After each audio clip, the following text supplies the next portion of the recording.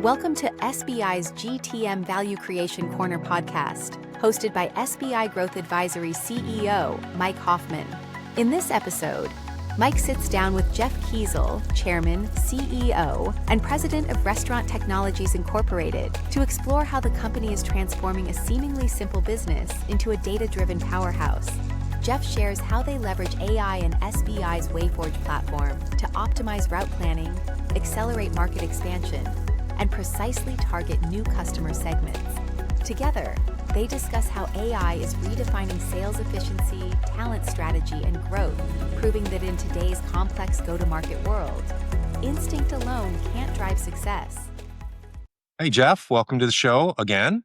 This is not your first appearance. Welcome back. Great to see you, Mike. It's looking forward to it. Yeah, good to see you. If someone hasn't seen the last episode that you were on, I always like to do a quick intro and have you sort of introduce your business, which I know intimately from working in a restaurant when I got working my way through college. But why don't you tell us a little bit about your company, RTI? Yeah, Restaurant Technologies. What we do is we automate the worst job in the kitchen, which is handling the cooking oil. From the time it gets delivered to the time the used cooking oil leaves, there's a lot of manual handling, such as taking a 35-pound jug, pouring it into a hot fryer. You got to be worried about splashing up and getting burns, and then taking it through, throwing it into the dumpster. And then when the oil is quote unquote spent or it needs to be thrown away, you have to manually take it out, pour it into a dumpster. Horrible job. You're kind of leaning over, dumping this in, and all that complexity, all that risk goes away when you're a restaurant technology customer. What we do is we put in tanks and pumps and connect we're one of the largest Internet of Things collectors of data in the food service industry. And what we do is we measure when we should deliver just in time for the oil. And then at the same time, we're delivering the oil from our big box trucks. We're taking away the used cooking oil, and in between operating the oil within the restaurant, filter, dispose, literally a toggle switch, rather than the manual handling that I described a few seconds ago. So we're a fast growth company. As you can imagine, this solves a lot of problems within the industry, and we've been at it for about 20 years. And there's an eco-friendly component to this as well. What do you do with that oil when you're done? Yeah, thanks, Mike. We are the second largest supplier of used cooking oil to the green diesel and biodiesel industry. And so it's a closed loop system, fresh oil delivered, used cooking oil taken out, sold into biodiesel. And so it's a perfect circular economy with big impacts on the environment and sustainability. Yeah. So, this is the way I saw this, at first when I was introduced to the business, I'm like, doesn't seem like a glamorous business, but then you look behind it and you look at the amount of technology and the eco impact of the business. And then the complication and sophistication from a go-to-market standpoint, because this is a route-based business, and right, where your profitability is based on route density and how do we plan out the routes, et cetera. You want to talk a little bit about some of the challenges with that? Twice a day, we measure how much fresh oil is in our 50,000 customers across the U.S. With that information, and by the way, we carry over 10 oils in our depots. So think about the complexity of that. Who needs oil when and what type of oil? There's a lot of math going into how do we balance out our trucks, which carry 3 fresh oils and 1 waste oil. And we do it all with the information that is at our fingertips. So we have a McDonald's, a Burger King, a couple local bars, and an Applebee's. And what we'll do, which let's say they all use different oils, we just churn away with our routing software that we developed with another outside company. And we get the oil to the right customer at the right time in the most efficient manner, route planning. And we get feedback from both our drivers and also our technicians as they plan out their route okay, could we have shaved off a couple minutes here? Could we have sequenced them differently to make it easier for the driver to do their job? So it's a lot of feedback internally and also looking at the software and how do we optimize it. When we first put this in, maybe 10 years ago, we took out 30% of our distribution costs.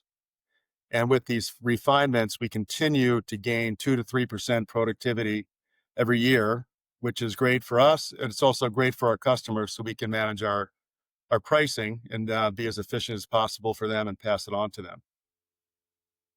So when, um, so if you, and again, just to draw a picture for the audience, if you're going to pick again route-based business, efficiencies really important. Understanding, when to go to the. What does an ideal route look like? Does it look something like this? Like there's a McDonald's here, there's a Burger King here, and there are 8 to 10 mom and pop restaurants or bars that serve fried food in between. It, is it, it an it would be, oversimplification, or is that but just a tad. What we do when the information comes in as to who needs oil when, we'll do a 1 through 8 rating. 1 means it has to be delivered that day, so the next shift. And then it'll go all the way Mhm. to an 8. We try not to deliver to anything above a 4. And that way you can get the most efficient when they need it. And we're not, wasting our effort by giving oil to somebody who doesn't need it for quite some time. So that's the math part of it. I think we used to do that with spreadsheets. That's why the okay? 30% productivity came in. Yeah. Yes. So, all right. This is good. All right. So, a ton of sophistication into what on the surface might look like an unsophisticated business. It's actually very sophisticated. So, let's talk about the evolution. You've been, we've been working together, SBI, RTI, for a long time, and if you look at, especially when you start looking at market segments and new customer acquisition. Talk a little bit about how you're leveraging AI and WaveForge and how your team is doing that to run better operation, whether it's customer acquisition or it's route planning, uh, or route density, or how we fill that in, or segmentation. So can you talk a little bit about Got it. that? Well, working with your consultants over the years, it's got to be 8 years at this point. And, we're private equity held. And over those 8 years, we had 2 sale processes in between. And as we go through that, you always are working at what's your strategic plan. And this may sound a little simplification or like, what, Jeff? But every time we sold, with the help of SBI, looking at what we do and who would benefit from our product, our market share stays roughly around the mid-teens, 15, 16, 18%. Wait a second, Jeff. You guys are growing double digit every year. And for 8 years, you have the same market share. What the heck's going on? What's going on is that we working with SBI and our internal resources. Okay, what market segments should we be in that we're not servicing right now? So over those 8 years, we really weren't selling much into groceries. It was more of a one-off. Then it was, oh, no, no, no, dig in. The value proposition may be different for that segment versus the QSR, which is our typical customer base, but you have one. Same thing with convenience stores as that has become into growth. Same thing with resorts, convention centers, hotels. Those were markets that we just were skimming. And then we dug deep and say, well, how do we match up this value proposition?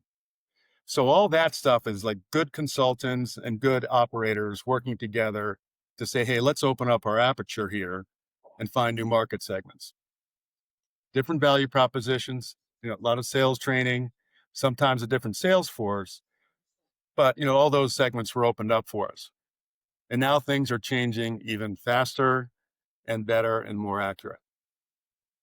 So I can continue on this, Mike, on the segment stuff. So now with the help of the AI, our teams are working together and say, okay, the next, let's use one. The Mexican independent restaurant is a segment we should be looking at.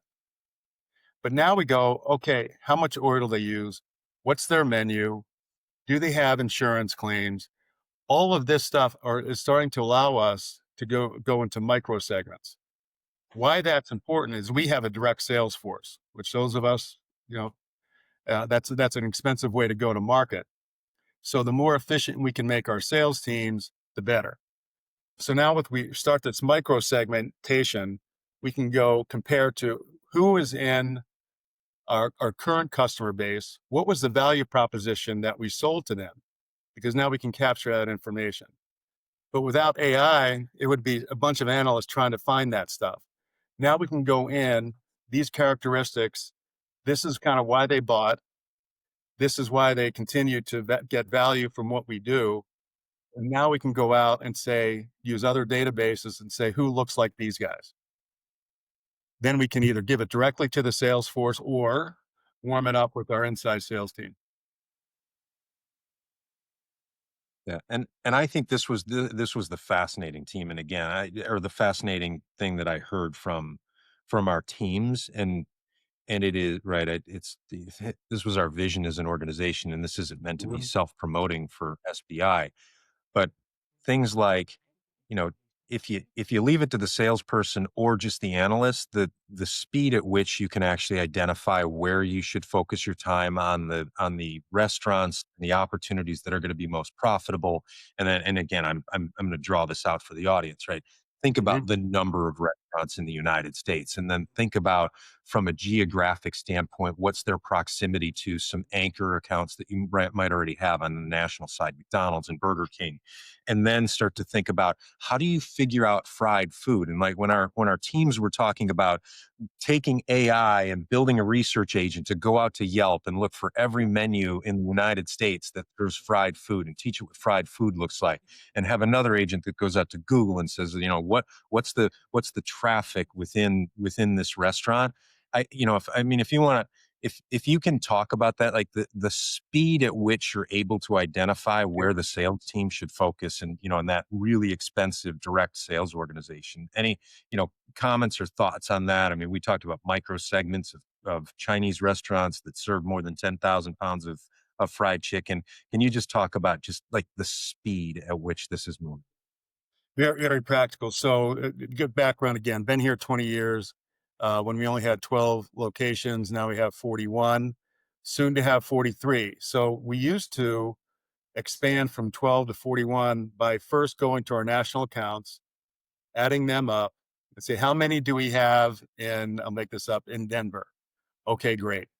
Then, so that's enough for us to put that in. And then we would just say, okay, let's just do referrals and marketing campaigns to fill in all the independents and mid-market size because we don't know who they are. Compare and contrast, and it would take us, 2 years to make that a profitable investment, to put in all the, $500,000 trucks and the people and everything. Now we're opening up in 2 other mid-sized cities in 2026. The data that we still have our national accounts, we can go out and get those contracts and, they'll be installed as we get out there.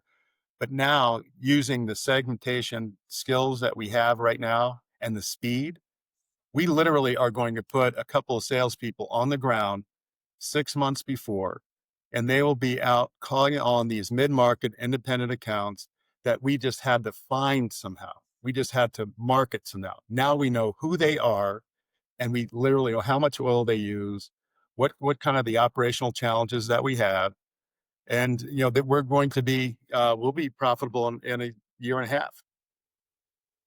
So that's the velocity. It's all about velocity and being more and more efficient. Right. So you no longer have a situation where you have salespeople that are out going, I wonder if that restaurant serves fried food. I think I'm going to drop off a business card and see if they need help. Now it is. We actually, with your help, when we designed Salesforce, we put it in 7 steps where everything is customer in. And to walk through that process, they have to to go from identifying to value proposition. There's things that they have to get from the customer. With AI and the information we have, we already should be in step 2 or 3 when we walk in that, rather than doing the discovery. Yeah. Here to grow consistently in the mid-teens, right, and continue to, you know, to grow at that clip. Um, I think our point of view on it right now is with the complication of go to market. And again, you at the surface, people could look at your business, go, seems relatively simple. The complication I think we've laid out, Mhm. our argument, and this is what we recognized starting 4.5 years ago when we said we got to plug AI into this. Human intuition has no chance with the complication of the world today. Right. If you want to continue to grow in the mid-teens, would you agree with that? I would. I'd compare it to our distribution we were just talking about. You want to do it on spreadsheets, or do you want to have 3, 4 dimensions that you're looking at, which is what oil on what truck, in what order, in what route? Who is money. So now we look at it, and that, looking at all the AI we have, we much more predictable growth. With predictable growth, we go backward. Okay, what's our supply chain look like? We're going to get to the point in a couple of years, we'll go all the way back to vendor managed inventory, in my opinion. And then, okay, we'll smooth this thing out. Could some of our vendors just literally ship things to the depot for installs rather than us having to kit it? Could be. Who knows? Also, the same thing for our oil suppliers, all the way back to the refinery. How do we flow that into our depots in a much more seamless manner? So the cash to cash cycle will get improved significantly. We'll be a better vendor for our suppliers because we'll be transparent. Here's what it is: very predictable, because we have such great retention that everything should be very predictable other than our growth. If we can predict the growth, that's another layer that just smooths out our business processes from, the supplier all the way to the customer. That's good. All right. So let's continue on the side of technology, and let's apply, right? So now, right, the system that you're running, strong system, the segmentation, where people should be focusing their effort, right? Now we get down to the black art of who do we hire, right? What does the Yeah. ideal salesperson look like? Because you can have the best growth strategy and operating model on the planet, and if you wrap the wrong talent around it, you're not going to get the results that you expect, right? You can't take the best NFL system and put a 118-pound person that runs a 7-second 40-yard dash into the linebacker position, because it's just not going to work out. So, can you talk a little bit about technology and picking the right salespeople? We actually have more information that we're putting into our profile over the last 60 days, and this is going to be very helpful. So when you think about Salesforce, and we hand it off for the account to be managed differently, and more of account management structure, what we have found, especially on the mid-market and field sales folks, those calling on independent restaurants within a city boundary area, is that pure hunters are less successful than those that can hunt and account manage. It has shown up over and over again. Okay, who do we give the President's Club's award to? Well, they look like this. And why is that? 30% of our marketing leads that turn into closes are from customer referral. So if you're not keeping that relationship with that customer, our salespeople literally, are walking away from their easiest way to grow. But if you're a hunter by nature, you're not, you want to sell, get the contract, get it signed, move on. So with that profile of, okay, what's going on with that? We have shifted that. It just confirmed what we knew, but it took, okay, how did you look at a LinkedIn resume? And what does that different between a hunter and somebody that we're looking for, kind of a blended salesperson? Well, it's different. So now our recruiters have changed and they're looking for that type of profile. The other thing that we found, Mike, and this gets back to not just the growth, but also the efficiency and profitability, is that those that are pure hunters may get a contract, but there's leakage to when it gets installed. Versus someone with another profile who is both a hunter and knows how to customer service the account manage it, their ratio is a lot less. It's like 5% drop. So think about the investment and the cost of customer acquisition and how much profit leakage, time leakage, resource leakage occurs when you're not matching up the salesperson that's going to be most successful from contract install to the other way around. So we see this as a gold mine over the next 18 months. It's going to get better and better. Yeah. So let me play this back for the audience. So you have different sales roles. You've got hunters, you've got account managers, you've probably got some BDRs. So Mhm. leveraging AI, you go, and again, I'm a little bit of plug the WaveForge platform and the digital talent assessment that's associated with that. Like, what's the objective performance of our best hunters? Okay, now what do they look like? What are the skill sets that they have in common? What are the archetypes? What does their LinkedIn background look like? And what are the commonalities between that so that you can say, this is the profile of the person that we're going to recruit that's going to go into that role and is going to be successful with a high degree of confidence. Also, account manager, they have a completely different set of skills and profiles and backgrounds. And then who are those people who are going to be best at servicing the account and getting our retention from right now, which is 97%, to how do we uptick that a little bit, which is probably from a value creation standpoint, you move that 1 or 2 points, it's probably worth another turn or two on valuation from an EBITDA perspective. Um, and this, like, now we've gone along, like, from segmentation to how you run your operation most efficiently to the talent you put in there and all of the AI that goes in here. This is my, as I listen to your story, this is where I look toward the future and I say, this is the death of instinct. Like, It instinct in is. running a go-to-market organization, human intuition alone can no longer power growth in the age of AI. Not Yep. at mid-teen growth on a regular basis. And you guys have seemed to have figured that out. We have, and now we'll just be able to do it faster. And also think about the customer or the prospect experience. You don't have someone in there poking around with all the data. The expectation of customers, of prospects, is going to change. Don't waste my time with 2 meetings. If you've done your research, not only do you understand what my strategic plan is, my tactical, this is the stuff I'm working on, you should come back with these solutions step one, which gets back to Salesforce, where a lot of that stuff of, do discovery and match up the value proposition. Our guys now should start at stage 3. Okay, presenting the value proposition. Just like, we entered COVID and it was okay to buy things in stores and now we don't. Mhm. I think the prospects and the buyers in B2B are going to be the same regarding what's my value proposition, match it, or I'll find somebody who does in the first sales call. Yeah.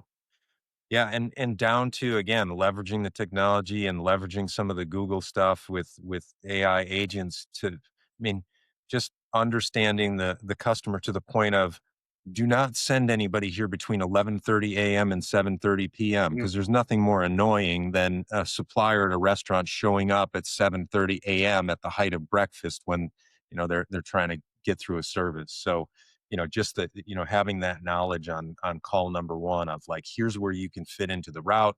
Here, we understand your most busy times. I mean, it's again remarkable what you've done leveraging yeah, technology. yeah. Um, this is great. So I think we've sort of run the gamut. And this is probably enough for now. We could probably run 8 different podcasts and dig deeper into some of this. But Jeff, I appreciate you coming on today, Yeah. and Yeah, it was sharing great. with the group.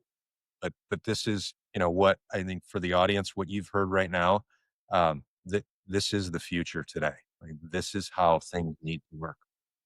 It does. And think about the evolution of our relationship. I think we first ran into you guys when the private equity firm was doing growth research. Does this company have the ability to actually grow what they're talking about?